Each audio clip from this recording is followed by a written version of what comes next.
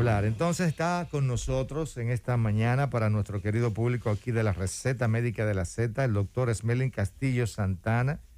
Es médico e investigador, egresado de la Universidad Autónoma de Santo Domingo, realizó un máster de gestión hospitalaria y alta dirección en la Universidad Rey Juan Carlos de Madrid, España.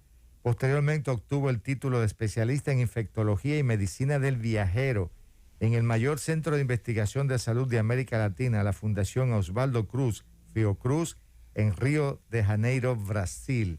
Sea usted muy bienvenido, doctor. Muy buenos días. Buenos días y muchas gracias a ustedes por la invitación. Es un honor para mí estar aquí en esta plataforma tan importante, una plataforma que informa a los dominicanos. Así es. Muchísimas gracias. Mira, aquí ustedes traen muchas cosas novedosas, términos y especialidades o subespecialidades que a veces la gente no conoce. Sé que no es el tema, pero me gustaría que usted nos defina de forma breve esto de la medicina del viajero, ¿en qué consiste? Bueno, realmente, como usted menciona, es un tanto desconocido acá en el país. Así es. Es una especialidad que tiene como objetivo orientar a los viajeros para disminuir el riesgo de enfermar durante o después del viaje. Nosotros sabemos que República Dominicana recibe muchísimos viajeros, al igual que nosotros los dominicanos también vamos al exterior. Sí. Y hay lugares del planeta, por ejemplo en África, que tenemos una alta incidencia y prevalencia de malaria, por ejemplo. Entonces, una persona que va a África debe ser vista por un médico especialista que lo oriente.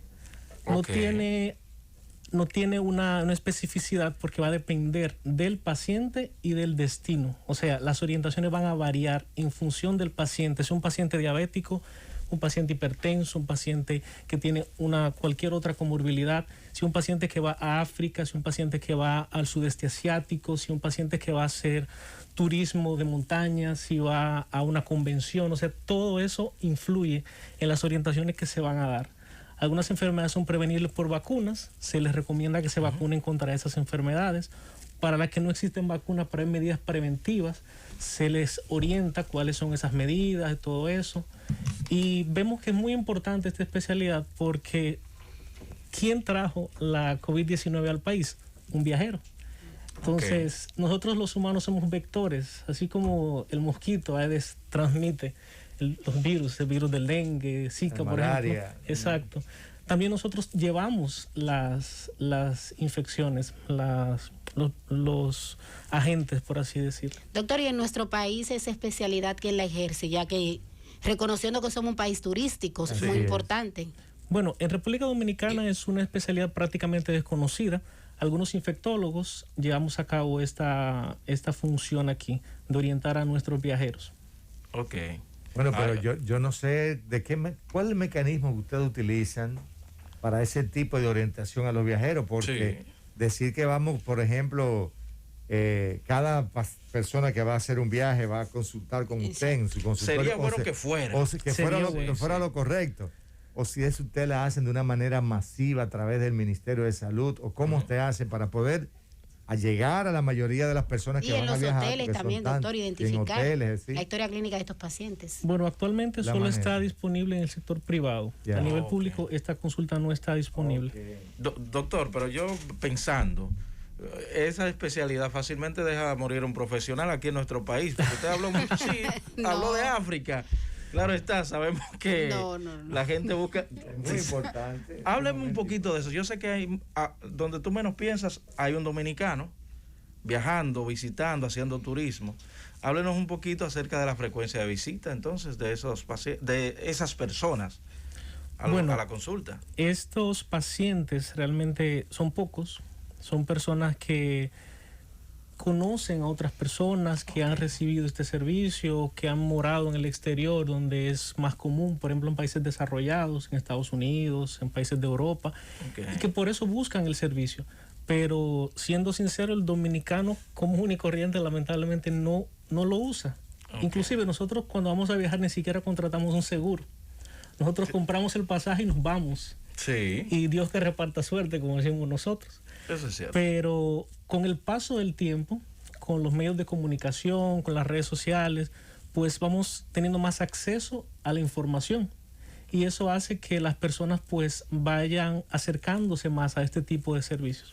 Mira, aquí hay una historia, ya vámonos con el tema, doctor, de precisamente dos pastores, un grupo de misioneros que fueron a África, y él era una persona muy conocida aquí en el país, y por la picadura de un mosquito, él tuvo una hemorragia, creo que fue, y murió.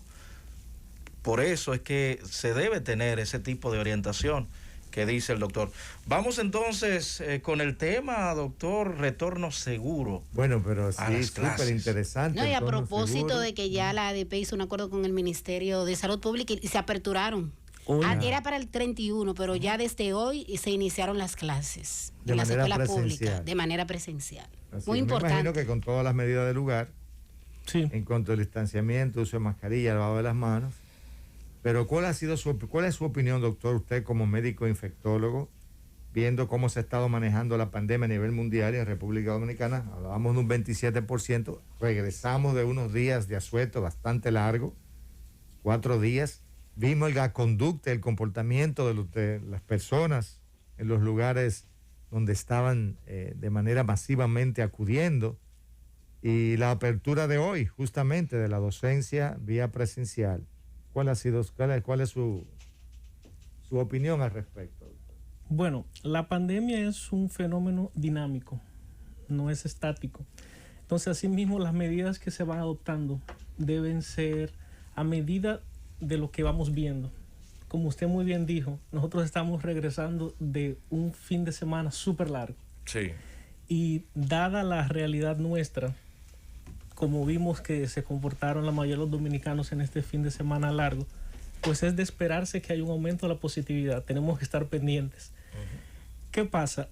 Nosotros iniciamos el año escolar presencial, el 2021-2022, cuando terminamos el primer periodo, que vamos a las vacaciones navideñas. Al momento de retornar nos encontramos con el rebrote. Aumento de positividad, casos de Ómicron. ¿Qué vamos a hacer? El Ministerio de Salud Pública, junto al Ministerio de Educación, pues determinaron que se debía volver a las clases presenciales. La ADP, como mencionó la doctora, pues llamó a que no se reintegraran los docentes, pero ya llegaron a un acuerdo. Y por eso hoy se retoman las clases. Es importante mencionar que ese retorno debe ser seguro, un retorno seguro a clases. Es decir, implementar todas aquellas medidas necesarias para garantizar que la presencialidad en los centros educativos no sea un factor de riesgo para aumentar los casos de COVID en nuestra población. Lamentablemente, los niños son niños. Y si los adultos tenemos dificultad para mantener ciertas medidas, imagínense ustedes los niños que no las acatan como deberían, pero es propio de la edad de ellos. Por eso es la importancia de implementar otras medidas que no son tan dependientes de ellos, como es el caso de la vacunación. Si vacunamos los niños, van a estar expuestos, sí, pero van a tener menos riesgo de desarrollar una forma grave de la enfermedad.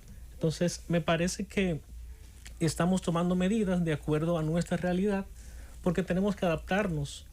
Estamos conviviendo con este virus, tenemos que adaptarnos a él, tenemos que reinventarnos, y es eso que estamos haciendo, tratando de continuar nuestra normalidad, las clases presenciales, pero respetando un protocolo del Ministerio de Educación desde hace ya unos años, porque desde que comenzó el año del 2020-2021 ya tienen un protocolo que luego se fue actualizando en función de la realidad. ¿Y cuál es ese protocolo, doctor? Porque veo un poquito tímido, doctor. Usted sabe que el Ministerio de Salud Pública tiene una dependencia escolar que casi no le he escuchado hablar a propósito de esto que está pasando con las clases presenciales, que debió de ser un poquito más claro, decir cuáles son esos protocolos, porque en diferentes colegios se dio hasta charla de cómo iban a entrar los niños, de cómo iba a ser hasta el lavado de manos, la mascarilla, el horario, el recreo. Entonces, he visto esa parte escolar del Ministerio de Salud Pública un poquito tímido a la hora de emitir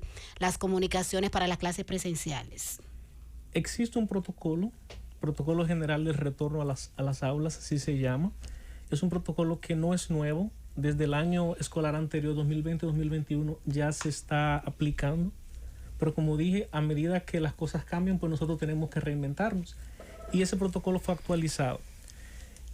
¿Cómo se está llevando a cabo la implementación de ese protocolo en cada una de las escuelas? Yo no puedo afirmar, no sé, porque eso varía, ya que la realidad de cada escuela varía. Pero el protocolo sí describe muy bien cómo es la organización en los salones de clase, cómo es la organización para la entrada a la escuela, para la salida al recreo, la disposición de las butacas, todo eso, la distribución de los alimentos, todo eso está descrito en el protocolo. Aislamiento inclusive para niños que presenten alguna sintomatología sugestiva de una enfermedad, una infección de vías respiratorias. Se debe estar preparado para tener un salón de aislamiento mientras pueden llevárselo a su casa. ¿Qué hacer en caso de que un docente no pueda acudir porque tiene síntomas? O sea, todo eso lo contempla el protocolo. Ahora bien, que se esté llevando a cabo como está escrito, eso no puedo garantizarlo. Porque entonces, ¿cree usted, doctor, que hace falta más socialización a la población para que los padres que van a enviar a sus hijos a las escuelas conozcan de este protocolo? La socialización siempre es importante, porque yo entiendo que si tenemos el problema de hoy en día con las vacunas, es por eso, por falta de información a la población, de explicarles a la población de forma detallada y simple, en palabras llanas, el objetivo de la vacunación, la importancia de la vacunación y todo lo demás. Entonces, dicho protocolo debe ser socializado. Uno de los objetivos es ese, que a lo interno de las escuelas sea socializado para que los docentes, el personal de apoyo, personal de limpieza, personal administrativo, sepa cómo manejar los casos, cómo manejar desde que llega el niño hasta que se va a su casa, cómo propiciar un ambiente que sea seguro. Y dentro del mismo protocolo se contempla eso, socializarlo con ellos, con los trabajadores de las escuelas, los empleados, para que ellos puedan garantizar que ese ambiente sea seguro. Dos preguntitas, doctor, antes de irnos a la pausa. ¿El Ministerio de Salud Pública deberá aumentar su vigilancia, ya que se ha tomado esta nueva medida de retorno a clase? Y la otra es que si algunas personas han asumido de que la pandemia ha terminado. Respondo la última de primero. Ok, bueno, cómo no.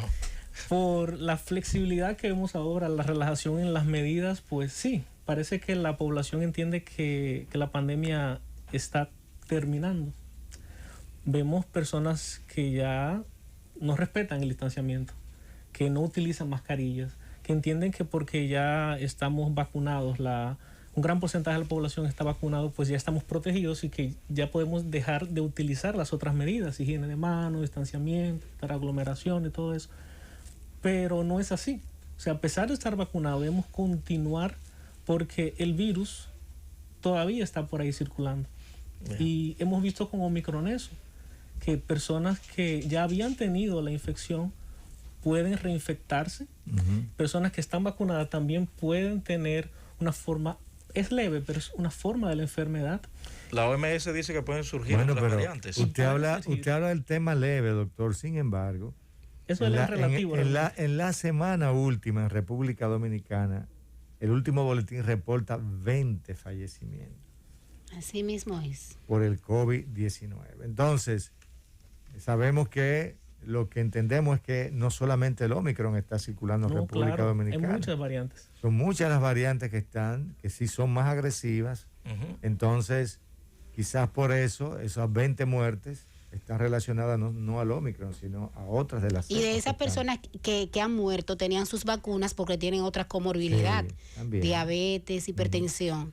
Y como decía Roberto con la pregunta, señores, hay pueblos, porque estuvimos en el fin de semana en el interior, que ya la mascarilla no se usa. Ya no utilizan la mascarilla, es como que ya tienen. Para ellos la vacuna le da luz verde para salir a la calle, no hay ese temor, se ha perdido el miedo. Y yo le invito a esas personas que están así, señores, que acudan a los hospitales, que todavía el que tiene un familiar ve esa atención, A veces no hay ni cama, doctor. Tenemos 806 pacientes por porque COVID. no le ha tocado. Entonces, señores, no se ha ido. El COVID es una realidad.